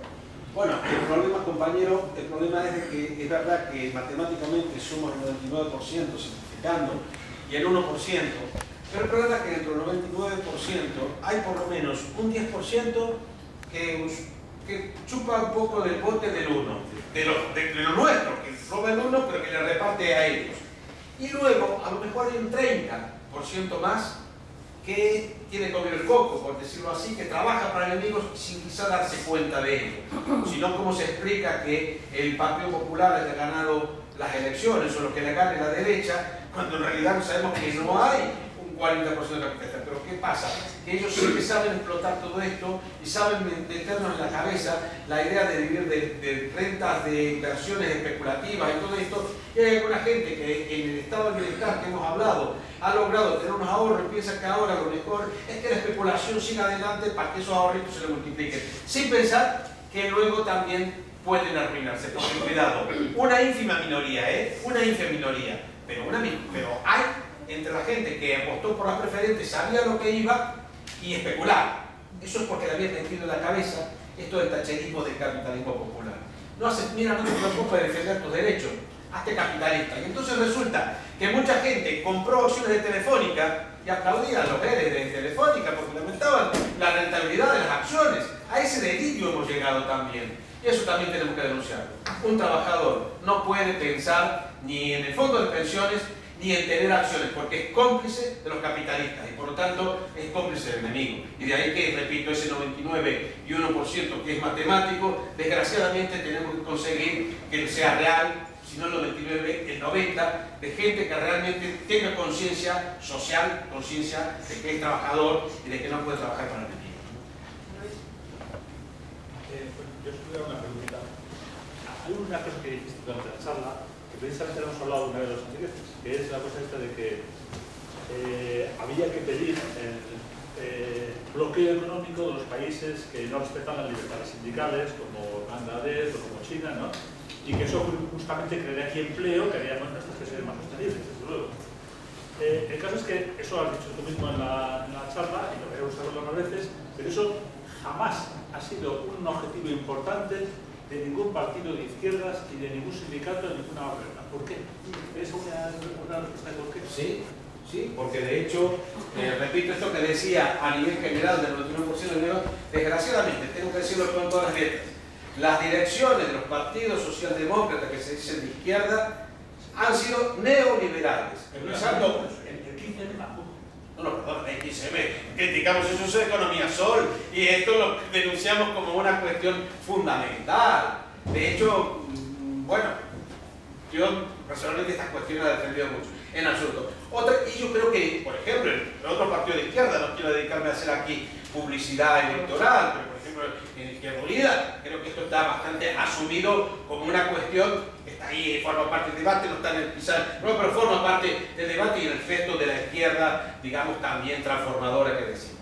Y en ese sentido, una cosa que quería añadir, que la pensé antes, pero se me fue en el discurso, que no tenemos que olvidar que nosotros también somos violadores de esos derechos ajenos y los propios. ¿Por qué? Porque cuando nosotros vamos y compramos en Zara, pensando que, bueno, ahorramos porque resulta que es más barato, primero, estamos colaborando con la violación de los derechos humanos en Bangladesh, pero también con nuestros propios, porque si nosotros compramos, en el fondo decimos, ven, que le conviene que yo no le dé trabajo aquí a los españoles y les dé trabajo a los de Bangladesh por 48 euros. Entonces cerramos el círculo y somos cómplices. Por lo tanto, también tenemos que pensar que como consumidores somos responsables de esto y al comprar a estas empresas que violan esos derechos, también estamos siendo cómplices. Si nosotros empezamos a tomar conciencia de eso y no compramos, y yo creo que una de las cosas que yo llegaba a proponer en diciembre, que hagamos una especie de ranking, así como sacan el rating de los países, empresas que violan más o menos derechos humanos, y decir, y que cada uno dice, que quiera comprar, que sepa con quién colabora. Y en ese sentido, digamos que seamos todos conscientes, porque al fin y al cabo, cuando, repito, compramos ahorrándonos unos duros, en realidad lo que estamos haciendo es dejar sin trabajo a nosotros mismos, si somos activos, o al vecino, o a mi hijo, o al nieto mañana, ¿no? Y en la medida que nosotros entendamos eso, que a lo mejor luego me sale, dice más caro comprar esto que hoy lo compro a 20, a lo mejor mañana me sale 50 si lo fabrican aquí. Y yo le pregunto a la persona que diga eso, bien, ¿tú qué prefieres? ¿Que te cueste 20 cuando tu pensión vale o tu sueldo es de 200? ¿O prefieres que te salga 50 cuando tu sueldo es de 1500? Elemental, ¿no? La respuesta creo que es evidente. ¿Qué quiero decir? Que para que haya sueldos dignos, evidentemente, a lo mejor los precios tienen que ser, pero la proporción del sueldo que te va a llevar va a ser menor, y así es todo, ¿no? Pensemos cuánto nos cuesta todos los monopolios, los monopolios telefónicos, que ganan millones y millones, que era algo que podíamos haber tenido nosotros, y privatizaron estos señores, poco a poco. El gobierno de Felipe González empezó y luego lo continuó a toda esta privatización, me refiero, de las grandes monopolios que podían ser ingresos para el Estado, se han convertido en expolio de todos, porque pagamos precios de monopolio, sumemos cuánto pagamos en cada hogar, simplemente el teléfono, los distintos teléfonos móvil, fijo. ¿Cuánto forma parte? ¿Qué quiero decir? Que al fin y al cabo todo esto lo debemos meter en un mismo saco y hacer un plan, un programa que diga, necesitamos que haya empresas de servicios públicos que sean estatales o controladas por el 51% por el Estado. Que haya una banca pública que regule la banca, que haya una banca pública que dé créditos. Brasil ahora está en crisis, pero Brasil ha conseguido unos logros porque la política de Lula ha sido de fomentar a través de las cajas de ahorro, en vez de con las cajas de ahorro las unió todas, sacó a la mafia y metió ahí ayudas, precisamente de crédito a los trabajadores, crédito a pequeños empresarios. Hay un montón de cosas que tenemos que hacer y entre esas, por supuesto, tener un programa central, es decir, ¿qué es en términos de comercio lo que aceptamos, lo que toleramos? ¿Somos cómplices de las violaciones de derechos humanos? No. Primero que nada, no somos cómplices.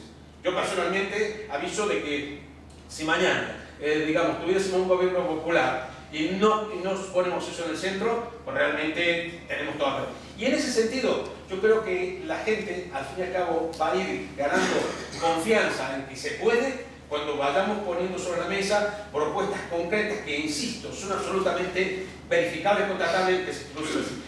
Y me vuelvo muy rápidamente. El ejemplo, cuando en Argentina, después de la crisis, dejan de pagar la deuda, que por cierto, otra cosa que tengo que decir, no podemos pagar esta deuda que es de ellos. No podemos pagarla porque es ilegítima y porque matemáticamente no podemos pagar, salvo que queramos ser esclavos al infinito. Bueno, Argentina dejó de pagar el 70% de la deuda. Dijo, no la pagamos y no la pagó. Eso fue fundamental. Uno. Dos, aplicó una política cambiaria que permitía defender, hacía como de protección, para entender. Si nosotros en vez de tener un euro caro, alto, como tenemos ahora, que defienden todos estos sicarios que le llamo, tuviésemos un euro bajo o una moneda que no sea el euro, a lo mejor, eso es un tema que estamos debatiendo todos, ¿no? Pero que sea mucho, imaginemos un euro a la mitad del valor que tiene ahora, que vale unos 40, digamos, dólares respecto al dólar, unos 40 dólares, si en vez de eso a lo mejor fuera, como fue en algún momento, 90 céntimos de dólares, automáticamente nuestra producción, pensemos, se habría abaratado en prácticamente un 40%. ¿Qué quiere decir? Se habría abaratado en términos internacionales, sería más competitiva. El precio de los productos que vienen de Bangladesh y de China se acarecería en dólares, porque ellos operan en dólares. Y los nuestros euros se abaratarían, por lo tanto seríamos más competitivos. Es decir, al fin y al cabo, son muchos los resortes que tenemos que manejar y por supuesto tener un plan en donde sacamos todo eso y entre ellos esta cuestión que obviamente es muy importante. Por lo visto la CVD... No es falta los otros, pero me pidieron por favor, pues ya vamos a intentar que ir a coger autobús, como ha dicho la señora, y no si tenéis alguna persona que ha decidido una cosa. Hay 5 palabras. Que digan, le damos un minuto a cada uno y a cada uno nos respondo yo, sino que por lo menos se expresen. Sí. ¿A Rafa? Sí, no has hablado mucho porque creo que a lo mejor no es el espacio sobre lo que es el club de Bilderberg dentro de la economía mundial y esas 1000 personas que dominan el mundo, porque te he oído decir que las naciones, los gobiernos de las diferentes naciones podemos hacer algo, pero yo creo que el dominio... Yo digo los pueblos más que el gobierno. Bueno, sí, bueno, pero bueno, tú has dicho los pueblos, pero hay un gobierno que va a actuar.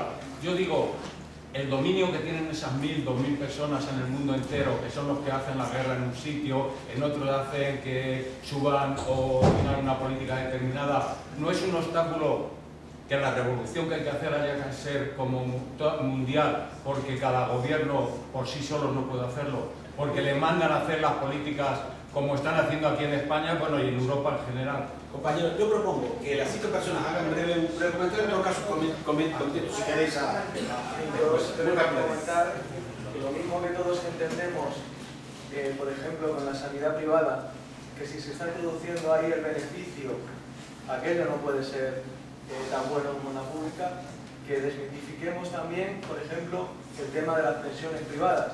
Porque a mí mi madre me dice, bueno, cuando llegues a los 35 unos años, pues ya empieza a echar algo en la pensión privada y tal.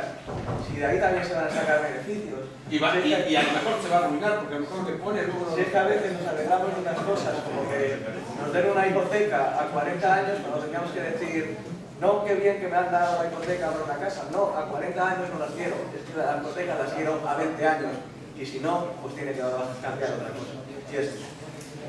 Yo solo quería preguntar dos cosas. Si se ha notado en la universidad las generaciones pasadas, las que no están ahora, sino las pasadas, que están perdidas políticamente porque nosotros, los de nuestra generación, no hemos hecho una labor de análisis y de que no estaba todo conseguido. Y si se nota mucho ahora, en este momento, que eso ha vuelto a resurgir como algo que no debíamos de haber dejado nunca. Que has referido al grado de violencia y de terror del sistema.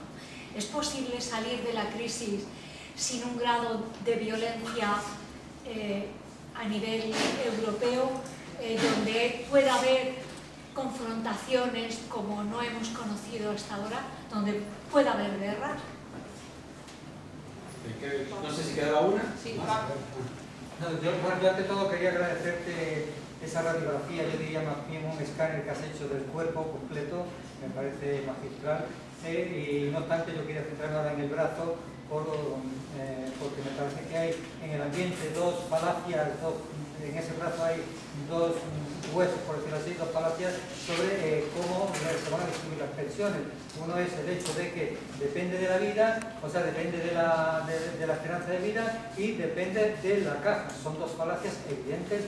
Primero, la caja lo has explicado muy bien, pero vamos, no obstante me gustaría volver a incidir en el tema. Lo de la caja pues, va a depender de lo que se quiera aportar a esa caja, y quien tiene el control de esa caja pues son el gobierno los gobiernos de turno, que en este momento pues ya están reduciendo, como decía, la aportación a esa caja a través de que no coticen los jóvenes. Mañana que llevan otras cotizaciones y al final para orientarlo al objetivo final, que es el de las pensiones privadas. Y luego el tema de la longevidad, yo creo que también viene relacionado con el tema que has explicado dentro del cuerpo, que bueno, que también la productividad es algo que aumenta la productividad con ese tornero que hace el torno, aumenta la productividad y aumenta también el producto por el hecho de tener otras, por lo cual no es necesario el que acortar el tiempo que cobran las pensiones para seguir cobrando las pensiones. Desde un punto de vista que me parece bien. Bueno, contesto muy rápidamente. Empiezo por la última, por el carácter puntual. Está claro que efectivamente todo esto es una construcción que, repito, está llena de trampas y desmenuzarla hemos hecho solo una parte, nos llevaría más tiempo, pero resumidamente. Está claro primero que la cuestión de la esperanza de vida discutimos en el sentido de que al fin y al cabo no tiene sentido hablar de la esperanza de vida de la persona en el momento que se jubila, porque la esperanza realmente de vida nuestra viene determinada por toda nuestra historia. Por eso la esperanza de vida real se calcula al nacer, que esa es la que realmente cuenta. A mí no me pueden calcular la esperanza de vida ahora en función de lo que teóricamente está ocurriendo, porque hay que ver mi propia vida, en qué condiciones me crié, me eduqué y qué salud he tenido. Pero eso al margen de eso y lo otro que mencionábamos, que es la cuestión del cálculo, son distintos mecanismos para tratar simplemente de reducir las pensiones. Y por otra parte, algo que no hemos introducido, es que es demencial que resulta que la vida de una persona, la vida laboral de una persona sea más o menos la siguiente. 30 años para formarse, porque realmente ahora si no estudias y haces un máster y vas después de esclavo llamado prácticas a las empresas, 30 años para formarte y empezar a trabajar. A los 50 ya tú no sirves, ya estás viejo, hay que echarte. ¿Cuándo vas a tributar? Y resulta que teóricamente solo te puedes jubilar a los 70. Es de locos. Lo que habría que hacer es precisamente una política que permita que la gente se jubile realmente a una edad temprana, y el que aumente la esperanza de vida no es un obstáculo. Una sociedad en donde los jóvenes empezaran a trabajar pronto, donde los salarios fueran dignos, etc., pues nos podríamos jubilar incluso más pronto y dedicarnos a lo mejor a hacer otras tareas, porque también hay que pensar que no solo hay que trabajar para el mercado, se puede trabajar para la sociedad, como trabajamos muchos, sin trabajar para el mercado. Eso quiere decir que uno puede ser pensionista, pero eso no significa que sea inactivo. Y en ese sentido hay muchas tareas sociales que se pueden hacer y que podemos hacer de todo. Por lo tanto, quiero decir, es cuestión de reconstruir todo eso de una manera más compleja. Lo del Bilderberg, que te contestó muy rápidamente que te vas, al compañero que lo dijo, no, solamente decir que sabemos que ahí y en otros grupos, como el Foro de Davos y todo esto, se reúne la mafia financiera mundial. Por lo tanto, no vamos a entrar en detalle, es decir, que evidentemente se ha notado ese cambio, digamos, en la universidad, y se nota también que los estudiantes llegan vacíos en conciencia, o bastante vacíos, pero precisamente la crisis yo creo que ha ido ayudando a hacer que se hagan preguntas, y a veces también uno tiene satisfacción. Yo recién he tenido una con, digamos, la manera en que hemos compartido las sensaciones en este rato con vosotros. Pero tengo que decir que hace unos días que terminé las clases también allí, pues el cierre de la clase fue similar, y en ese sentido me quedó la sensación y la satisfacción de que había valido la pena el trabajo durante el curso con los alumnos, y que había una amplia mayoría, que eran prácticamente los que estaban ahí, que consideraban que realmente habían incorporado puntos de vista que antes no tenían. Y en ese sentido yo creo que es el trabajo que tenemos que hacer todas. Es decir, tenemos que tratar de pensar no solo que los profesores, sino que cada uno de nosotros, cada una de nosotras, podemos construir la conciencia colectiva y hacer que todos los demás evolucionen y ayudar a todos, y hacerlo, insisto, con humildad, pero también con confianza en que tenemos elementos suficientes. Y respecto a lo de la violencia, yo no sé si la violencia realmente es la historia de la humanidad de clases, de la sociedad de clases. Marx también lo dijo, dice, la historia es la historia de la lucha de clases, y la violencia ha sido la parte de la historia, porque para imponer sociedad de clases siempre ha hecho violencia, hace falta violencia. Yo confío en que a nosotros solo nos baste con la fuerza. Quiero decir, ante la violencia terrorista, que es terrorista, cada vez más terrorista, del régimen, del sistema, nosotros tenemos que poner la fuerza, que no es violencia, es, digamos, yo digo, que es violento alguien que ve que hay un señor de 30 años con un gran físico de Somosol aporreando a una niña o a un niño, y que con la fuerza interviene y evita. Me refería a la fuerza entre gobiernos Bien, y entre estados. Sí, iba a completar eso. Entonces, en ese sentido nosotros tenemos que... Y respecto a la guerra, que siempre ha sido solución, solo son posibles cuando logran a nosotros embanderarnos detrás de sus intereses, cuando logran convencernos que la patria financiera, que es su patria, la patria bancaria, la patria de la especulación, es nuestra patria. Bueno, si nosotros somos tan idiotas para entrar en ese juego, esto es posible. Y por eso también hay que buscar enemigos. Ahora se busca el enemigo de Irán. De hecho, si miramos todo lo que está ocurriendo en donde hay conflicto, vemos el mapa de recursos y debajo lo que hay es petróleo, y será por algo. Y en ese sentido, independientemente, no voy a entrar a valorar al régimen de Irán, que seguramente me encarcelaría a mí. Digo esto, pero en todo caso lo que tengo claro de que la democracia nunca la han llevado los marines, que lo que llevan es terrorismo y violación, que violan en todas partes. Por lo tanto, tratar de hacerme creer que una guerra va a resolver esto y va a inyectar democracia es realmente, digamos, vendernos la moto. De ahí que, por supuesto, entre nuestras reivindicaciones está siempre el no a la guerra. No a la guerra, porque la guerra entre gobiernos, entre países, es una guerra entre fracciones de capitalistas que nos usan a nosotros como carne de cañón. No lo vamos a permitir. Pero eso sí, la fuerza de nosotros...